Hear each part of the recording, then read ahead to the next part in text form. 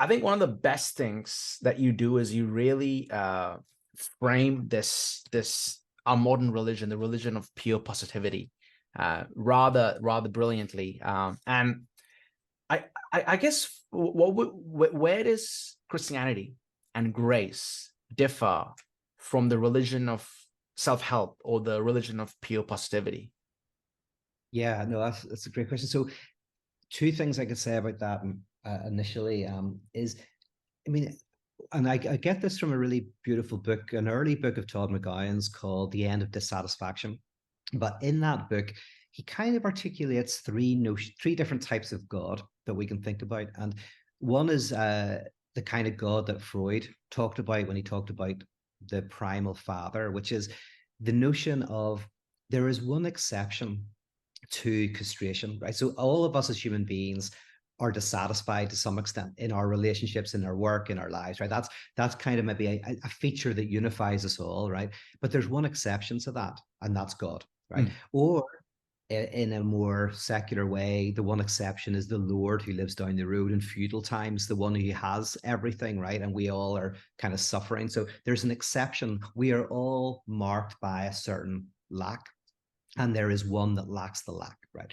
And in the Freudian thing, which is the primal horde and the primal father who has all of the sexual relations he wants and all of the resources he wants in this kind of mythical past, and then eventually the tribe get together, kill the father, and then set up some rules, right? That we're, so that nobody becomes the uncastrated other again. So that's the Freudian notion. And then there's a taboo, a memory of this uncastrated father, which is kind of the marking of religion for Freud, is that this totem of an uncastrated other, a one that lacks the lack.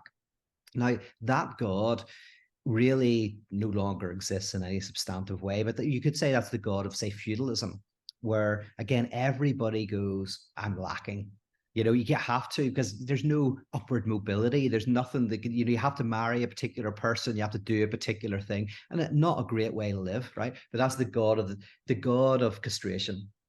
Then let's talk about the modern God. You could say is the God of the demand to enjoy, right? Mm. And the God of the demand to enjoy is this message that infuses everything, that God's not castrated and you don't have to be, right? You can have, pure positivity, be an entrepreneur of the self, achieve, have oneness through, a certain kind of psychedelic enlightenment, or through, say, commodity satisfaction, owning a certain amount of things, through certain diets and whatever it is. Like when you go onto in social media, there's almost this sense of you're surrounded by uncastrated people. They seem uncastrated and they're selling you products that mean you don't have to be castrated, right?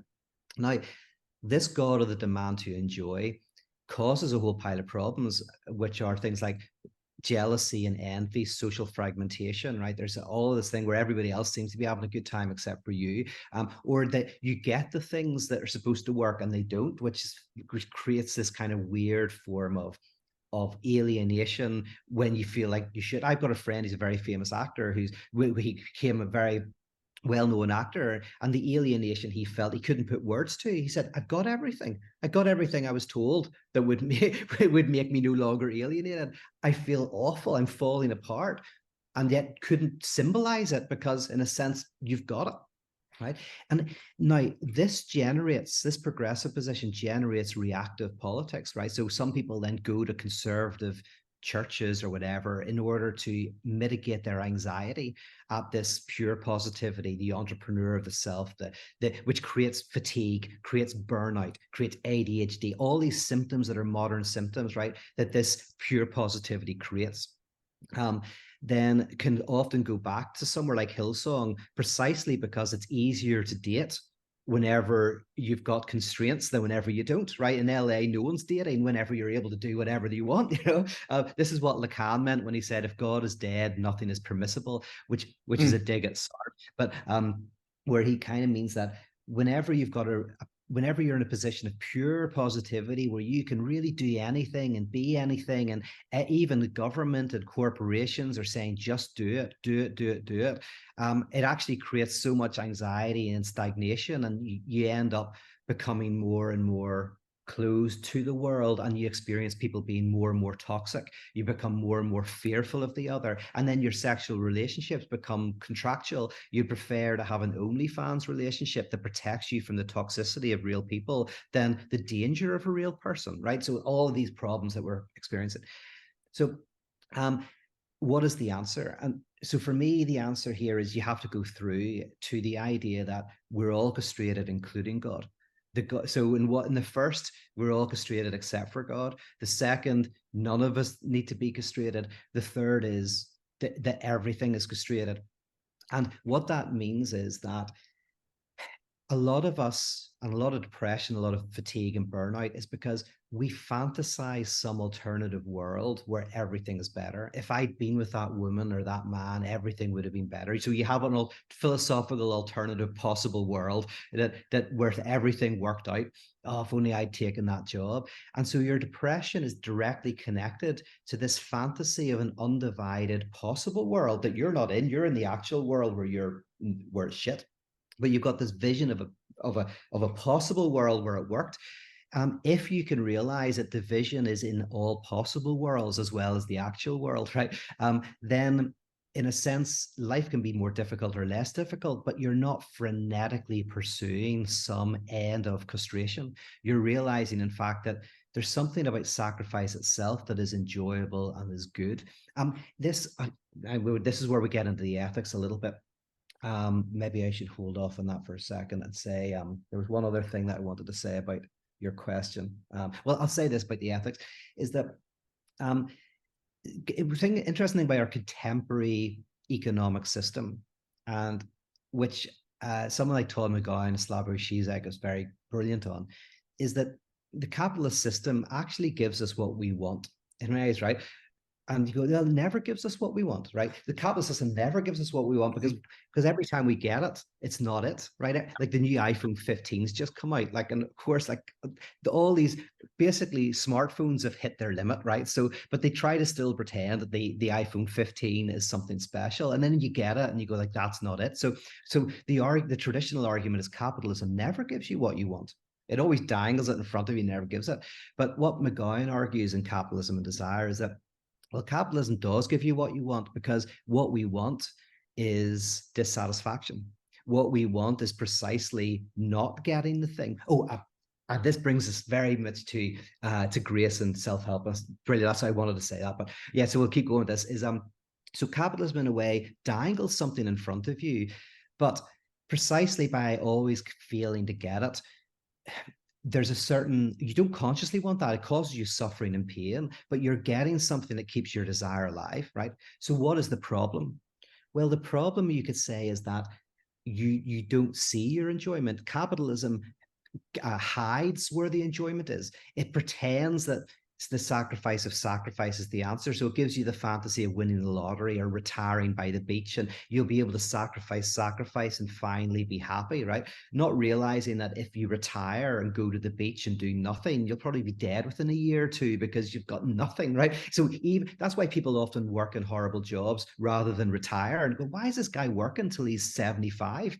Because deep down he knows that even if the work is not great, it's better than not doing anything, right? So capitalism hides the truth that there's something about sacrifice that's important, and it hides it from everybody, even hides it from the winners. In capitalism, the losers lose, but the winners even lose. The losers lose doubly. But even if you can become a billionaire, it doesn't fix it, right? You just get a nice, get a nicer house, and also you're in a much better position, but you still don't get over alienation.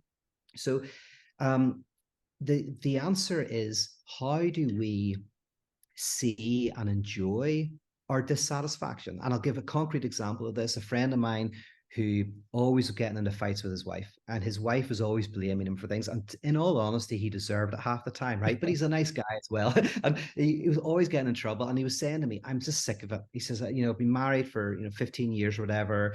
And I'm just always in the doghouse. I'm always having to apologize. I'm just done. But as we were talking, I was able to say, listen, I know you, mate. Like, you love to win people over. You're a natural salesperson. He's done sales most of his life in one way or another, right? And you love to win someone over. And I said, I know your partner. She loves to be won over, right? in a way, unconsciously, you guys are getting your enjoyment, right? If she puts you in the kind of metaphorical doghouse, and then you have to win her back by buying her flowers and bringing her on a nice weekend, you go like, what if you're both unconsciously enacting your enjoyment? Now, the problem is you're not enjoying your enjoyment because it's hidden, right? It's not seen. So you're trying to get away from it, right? What if you just see it for what it is? And as soon as he saw that, he just started smiling. He's like, oh, brilliant. And he went back to win his wife over. In other words, he was already getting his enjoyment. He just didn't realize it. And so he was able to now enact it in a better way. So here's the critique of self-help. Self-help goes, I want to bring you from A to B. So for example, self-help might say to him, right, here's a way to, make sure you're not in trouble as much or get into a better relationship or whatever. So moving to A to B. Grace is the technology that simply where you accept that you're accepted, which means you don't have to move from A to B, right? You sit. But what grace does is grace shows that A does not equal A. So if self-help is always how to get from A to B, grace is A does not equal A. And what I mean by that is that you are riven by an unconscious knowledge, right? You are not who you think you are, right? You think you want to get away from that disruptive practice, but you don't, right? A does not equal A. There's a whole pile of unconscious things, enjoyments going on. And what grace does is it allows you the space where you can ask this very traumatic question. What am I getting out of the situation that I think I'm just passively observing, right? So sometimes we are passively observing something, but sometimes, so for example, sometimes if you think someone's breaking into your house at night, yeah, you may have heard a noise and you don't usually hear that noise. That's fine. But if every night you think it, right? You passively think that someone's breaking into your house. You're not passively thinking that. You're actively in it and you're getting something from that. Grace provides a space where you can ask this question and symbolize, put language to that suffering and that enjoyment. And the act of being able to do that, I would argue, is fundamentally transformative. It can cheat. So not moving, simply accepting that you're accepted, seeing your surplus enjoyment is enough to radically transform the way you interact with the world. And that's grace as opposed to self-help. Yeah, the only thing I'd add on to that, Peter, is something I've been thinking about is I don't know if that's something we as subjects under capitalism can do in any kind of natural way. As in, I feel a lot of us, in fact, find it quite traumatic to accept grace, because just to even plainly, in a very secular sense, to accept that we are loved for who we are. We may even say it, but unconsciously, it's something that's rather traumatic. I'm wondering what your thoughts on that are. No, you're 100% right. And Shizek's brilliant on this as well. It's like he uses the Matrix as an example because a lot of people I lived in LA for many years, and a lot of people there talk about kind of enlightenment as this really beautiful thing and kind of like freeing yourself Or from nirvana. ideology. Yeah, right. And it's wonderful. And this is one of the interesting things about Christianity is salvation is crucifixion, it's death, it's horrific, right? And I would say that is that in psychoanalysis is this freedom is not emancipatory in the sense of like, oh, it feels lovely and wide and I feel at one with everything. No, it's you wake up like in the Matrix in a tiny, like goo-filled body bag, and it's quite horrific. And the movie They Live beautifully captures this, where they put on these glasses and then they see their surplus enjoyment. They see what keeps them attached to. I mean, They Live is a perfect example of this, by the way, because in They Live, aliens have taken over the world. They're sucking the earth dry of its resources, and it keeps the world docile through subliminal messaging, through everything, magazines, TV.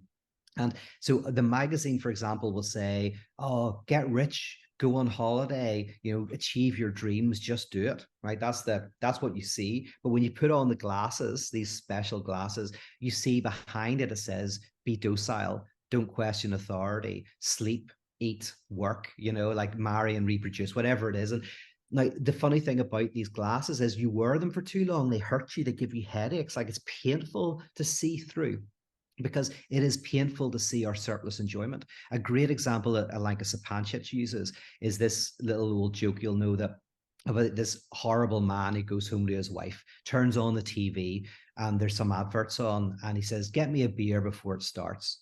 And he's waiting, looking at the TV, yeah, and she gets him a beer, and then he drinks it, and the adverts are still on. He says, listen, it's about to start, get me another beer. And she's like, okay. And she gets him another beer thing. Well, I suppose he was working all day. He drinks that and he says, listen, it's about to start, get me another beer. And she blows up and she says, you get your own bloody beer. You think I'm just here to serve you? And he looks at her and he says, I told you it was about to start, told you it was about to start. And I love this And joke. Yeah. yeah, it's brilliant because that's the perfect example of how analysis can work for a neurotic, is that that guy thinks he's a passive recipient of the argument. He's going like, I'm just a passive, it's about to start, she's about to kick off. He doesn't realize that he is actively in the argument and precipitating it. And if that was an analysis, if I had that dream and I said, oh, I came home and I was really tired and I was waiting for a football game to start on TV, and I asked my partner to get me a drink before it started, and then I asked her to get me another drink before it started, and then she blew up at me, the analyst's intervention at that point would be, oh, and so it started, right? So because that, if she said that, oh, and so it started, I would be confronted with the idea of, oh, I'm enjoying that. I was waiting for the argument to start. What am I getting from the argument? Why do I, like my friend and his partner, they're getting into arguments thinking it's passive, like thinking it's because of the other person, not realizing that their enjoyment is within it.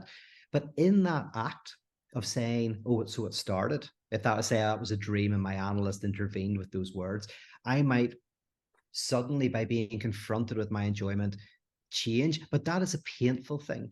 And you touch on the exact reason why I am an institutionalist of sorts. Like, I'm trying to create communes, I would call them communes of contradiction, in which we go through this process together, because although it is emancipatory, although it is an amazing experience, it is a painful and difficult experience. It requires music to help us feel it. It requires sermons to help us cognize it. And it requires rituals for us to incarnate it. And it requires fidelity to this event. It requires us looking out for each other.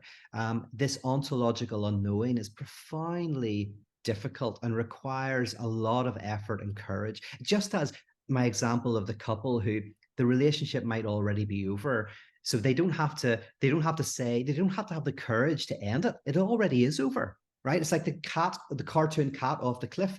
Its legs are going, it's already off the cliff, just has to look down. You just have to have the courage to symbolize it. But you have to pass through the crucible of death to get to life. That's it. There is no moving to life and everlasting life. You pass through death.